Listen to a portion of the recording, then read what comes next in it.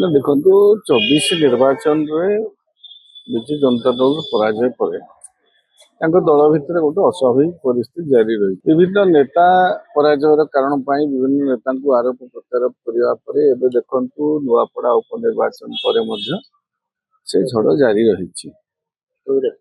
ଲଗାତାର ଭାବରେ ସବୁ ସମୟରେ ସମାଲୋଚନା କରି ଆସୁଥିବା ଦେବାଶିଷ ସାମନ୍ତରାୟ ଯିଏ ବର୍ତ୍ତମାନ ସାଂସଦ ଅଛନ୍ତି, ସେ ଗତକାଲି ତାଙ୍କୁ ଯେଉଁ ପଦବୀ ଦିଆଯାଇଥିଲା ଆମର ସିନିୟର ସିଟିଜେନ ସେଲ୍ର ଅଧ୍ୟକ୍ଷ ଭାବରେ ଉପସଭାପତି ପାହ୍ୟାରେ ତାକୁ ପ୍ରତିବାଦ କରିକି ସେ ପଦବୀରୁ ମାନେ ଇସ୍ତଫା ଦେଇଛନ୍ତି।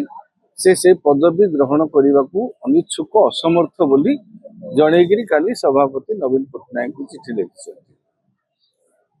ଅବଶ୍ୟ ଗୋଟେ ଦଳ ଭିତରେ ସଭାପତି, ଉପସଭାପତି, କାର୍ଯ୍ୟକାରୀ ସଭାପତି, ଆପଣଙ୍କର ବରିଷ୍ଠ ଉପସଭାପତି, ବରିଷ୍ଠ ସାଧାରଣ ସମ୍ପାଦକ ଥାନ୍ତି, କିନ୍ତୁ ଯୋଉ ପାହ୍ୟା ଦେଇକିରି କିଛି ନେତାଙ୍କୁ ସେତେବେଳେ ବି ଚର୍ଚ୍ଚା ହଉଥିଲା, କିଛି ନେତାଙ୍କୁ ଦଳୀୟ ସଂଗଠନର ବିଭିନ୍ନ ଗୁରୁତ୍ୱପୂର୍ଣ୍ଣ ନିଷ୍ପତ୍ତିରୁ ଦୂରେଇ ରଖିବା ପାଇଁ ବହୁ କିଛି ନେତାଙ୍କୁ ଉପସଭାପତି ପାହ୍ୟା ବା ବରିଷ୍ଠ ଉପସଭାପତି ପାହ୍ୟା ବା ସାଧାରଣ ସମ୍ପାଦକ ପାହ୍ୟା ଦେଇକିରି ସେମାନଙ୍କୁ ବିଭିନ୍ନ ସଂଗଠନର କାହାକୁ ଓବିସି ସେଲ୍ର, କାହାକୁ ବରିଷ୍ଠ ନାଗରିକ ସଂଘ, ଏଇସବୁର ଗୋଟେ ଦାୟିତ୍ୱ ଦିଆହେଇଥିଲା। ତ ବହୁତ ଦିନ ତଳେ, ଏଇଟା 2 ମାସ ପାଖାପାଖି ସମୟ ହେଇଗଲାଣି, ହେଲେ ଗତକାଲି ଏଥିରୁ ଇସ୍ତଫା ଦେଇଛନ୍ତି ପଦବୀରୁ ପ୍ରତିବାଦ କରିକିରି କିଏ ଆପଣଙ୍କର ଦେବାଶିଷ ସାମନ୍ତରାୟ। ତାଙ୍କୁ ଭାବିବା ପାଇଁ, ତାଙ୍କୁ ସୂଚନା କରିବା ପାଇଁ ଏତେ ଦିନ ସମୟ ଲାଗିଗଲା ଯେ ପଦବୀଟି ଗୋଟେ ଲଜ୍ଜାଜନକ ବା ଅସମ୍ମାନଜନକ ପଦବୀ ତାଙ୍କ ପାଇଁ ବୋଲିକିରି ସେ କହିବା କଥା ଯେ ତାଙ୍କୁ ଯେତେବେଳେ ପଚରାଗଲା ଆପଣ ଦଳରୁ ଇସ୍ତଫା ଦେବେ କି, ସେ ମନା କଲେ, କହିଲେ ନାଇଁ, ନବୀନ ବାବୁ ଯେତେ ଦିନ ପର୍ଯ୍ୟନ୍ତ ଦଳର ନିଷ୍ପତ୍ତି ନଉଥିବେ ମୁଁ ସେତେ ଦିନ ପର୍ଯ୍ୟନ୍ତ ଦଳରେ ଅଛି। ତା ମାନେ ତାଙ୍କ କହିବା ଅନୁସାରେ ସେ ବର୍ତ୍ତମାନ ଦଳରେ ଯେହେତୁ ଅଛନ୍ତି, ଇସ୍ତଫା ଦେଇନାହାନ୍ତି, ନବୀନ ବାବୁ ସବୁ ନିଷ୍ପତ୍ତି ନଉଛନ୍ତି ତାଙ୍କ କହିବା ଅନୁସାରେ। ଆମେ ତାଙ୍କ କଥାକୁ ଯଦି ଗୁରୁତ୍ୱ ଦବା ଯେ ନବୀନ ବାବୁ ଆଜି ବି ନିଷ୍ପତ୍ତି ନଉଛନ୍ତି, ତେଣୁ ସେ ଦଳରେ ଅଛନ୍ତି। ସେ ଆଲିଗେସନ ଆଣୁଛନ୍ତି ନବୀନ ବାବୁଙ୍କ ସହିତ ତାଙ୍କୁ ଭେଟିବାକୁ ହିଁ ଦିଆଯାଉ। ତାଙ୍କୁ ରାଜ୍ୟସଭା ଯେତେବେଳେ ପଠାଗଲା, ଦୁଇଟି ନିଷ୍ପତ୍ତିକୁ ଆମେ ତୁଳନା କରିବା, ରାଜ୍ୟସଭା ସଂସଦ କରିକିରି ପଠେଇବା, ଆଉ ଏବେ ଯୋଉ ସିନିୟର ସିଟିଜେନ ସେଲ୍ର ପାହ୍ୟାରେ ଉପସଭାପତି କରେଇବା। ଯଦି ଏଇ ପାହ୍ୟାରେ ଉପସଭାପତି କରେଇବା ଯୋଉ ଲୋକଙ୍କୁ, ଯୋଉ ବ୍ୟକ୍ତିକୁ ପରୋକ୍ଷରେ ଇଙ୍ଗିତ କରୁଛନ୍ତି, ରାଜ୍ୟସଭା ପଠେଇଲା ବେଳେ, ରାଜ୍ୟସଭା ଗଲା ବେଳେ ସେଇ ବ୍ୟକ୍ତିଙ୍କର କଣ ଦବଦବା ନଥିଲା କି? ରାଜ୍ୟସଭା ପଠେଇଲା ବେଳେ ଆପଣ ତ କୁତୁକୁତୁ ହେଇକି ତାଙ୍କ ସାଙ୍ଗରେ ଫଟୋ ଉଠେଇଥିଲେ, ତାଙ୍କୁ ସେତେବେଳେ ସ୍ୱର ଉଠେଇ ନଥିଲେ, ନା ଏଇଟା ଅନ୍ୟ ଜଣେ ନିଷ୍ପତ୍ତି ନେଇଛି ମୁଁ ଏଇଟା ଗ୍ରହଣ କରିବି ବୋଲି କହିନଥିଲେ। ଏବେ କହୁଛନ୍ତି ଏଇ ଯୋଉ ନିଷ୍ପତ୍ତିଟା ହେଇଛି, ଏବେ କହୁଛନ୍ତି ଯେ ଏଇ ନିଷ୍ପତ୍ତିଟା ଗ୍ରହଣୀୟ ନୁହେଁ, ମୁଁ ଗ୍ରହଣ କରିପାରିବି ନାହିଁ।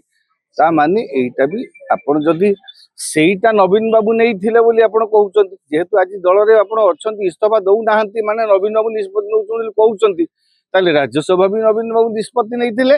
ତେଣୁ ଇଏ ବି ଏଇ ଯୋଉ ଉପସଭାପତି ପାହ୍ୟାରେ ଯୋଉ ନିଯୁକ୍ତି ମଧ୍ୟ ଆପଣଙ୍କୁ ନବୀନ ବାବୁ ଦେଇଥିଲେ। ତ ତାଙ୍କ କଥାରୁ କିଛି ଜଣା ପଡୁନି। ଗୋଟେ କଥା ହଉଛି ରାଜନୀତିରେ, ଗୋଟେ କଥା ହଉଛି କଣ କି, ବିଜୁ ଜନତା ଦଳ କେବେ ବିରୋଧୀ ଦଳରେ ନଥିଲା। ହଠାତ୍ ବିରୋଧୀ ଦଳକୁ ଆସିଲା ପରେ 24 ବର୍ଷ କ୍ଷମତାରେ ରହିକିରି ସେମାନେ ହଠାତ୍ ସେ ଜିନିଷଟାକୁ, ପରିସ୍ଥିତିଟାକୁ ଗ୍ରହଣ କରିପାରୁନାହାନ୍ତି।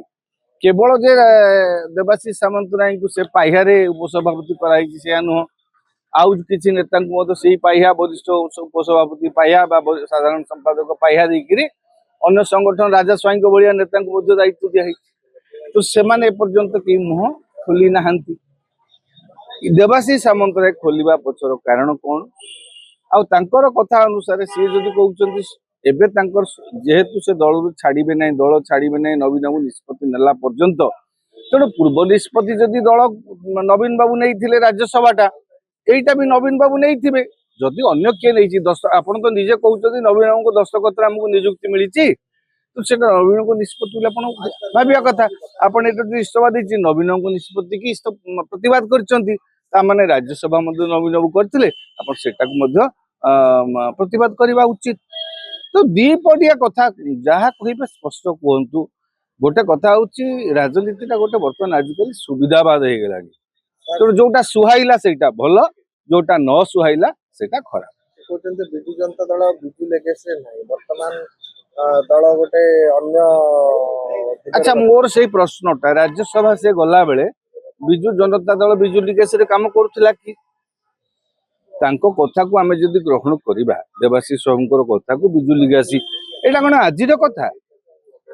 ଗୋଟେ 2019 ନିର୍ବାଚନ ପା ସରିଗଲା, ସେତେବେଳେ କଣ ବିଜୁ ଲିଗାସିରେ କାମ କରୁଥିଲେ? 24 ନିର୍ବାଚନରେ ବିଜୁ ଲିଗାସିରେ କାମ କରୁଥିଲେ?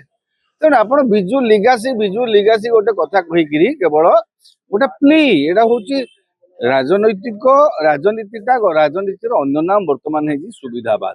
ଯାହାକୁ ଯେମିତି ସୁହାଇଲା ସିଏ ସେମିତି କହିଲା। କୋଉ ଶବ୍ଦଟାକୁ କଏନ କଲେ ଲୋକଙ୍କ ଦ୍ଵାରା ଗ୍ରହଣୀୟ ହବ ସେଇ ଶବ୍ଦକୁ ବ୍ୟବହାର କରୁଛନ୍ତି।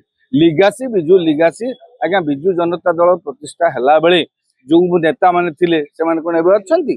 ଆପଣ ସେଇଟାକୁ ତ ଗ୍ରହଣ କରିପାରିଲେ। ବିଜୟ ମହାପାତ୍ର ଗଲେ, ରାମକୃଷ୍ଣ ପଟ୍ଟନାୟକ ଗଲେ, ସେତେବେଳେ ବହୁ ବଡ ବଡ ନେତା ବି ଦଳରୁ ବିଦା ହେଇଥିଲେ। ସେତେବେଳେ ତ ଆପଣ ମାନେ କି ମୁହଁ ଖୋଲି ନଥିଲେ। ଏବେ ବିଜୁ ଲିଗାସି ହେଲେ କଣ ହବ? ବିଜୁ ଲିଗାସି ବା ଧୀରେ ଧୀରେ ସେଇଟା ଖତମ ହେଇ ଆସିଛି। ଆପଣ 19 ନିର୍ବାଚନରେ କଣ ବିଜୁ ଲିଗାସି ଷ୍ଟ୍ରଙ୍ଗ ହେଇକି ଥିଲା ନା? ବିଜୁ ଲିଗାସି ଅନୁସାରେ ଲୋକଙ୍କୁ ଧରାବର ଟେକା କନିଆ ପ୍ରବଳ ଆସିଥିଲେ, ଯେତେବେଳେ ରାଜନୀତିରେ MLA MP ହେଇଥିଲେ। ଆପଣଙ୍କ ସେତେବେଳେ ଜାଣିନଥିଲେ? ନିଜ ଯଦି ଆଜି ବିଜୁ ଜନତା ଦଳ କ୍ଷମତାରେ ଥାନ୍ତା ଏ ଶବ୍ଦ ଶୁଣିବାକୁ ପଡିନଥାନ୍ତା। ଯେହେତୁ ବିଜୁ ଜନତା ଦଳ ବର୍ତ୍ତମାନ ସରକାରରୁ ବାହାରି ଯାଇଛି, ଯିଏ ଯାହା ସୁବିଧା ଅନୁସାରେ କଥାବାର୍ତ୍ତା କରୁଛନ୍ତି।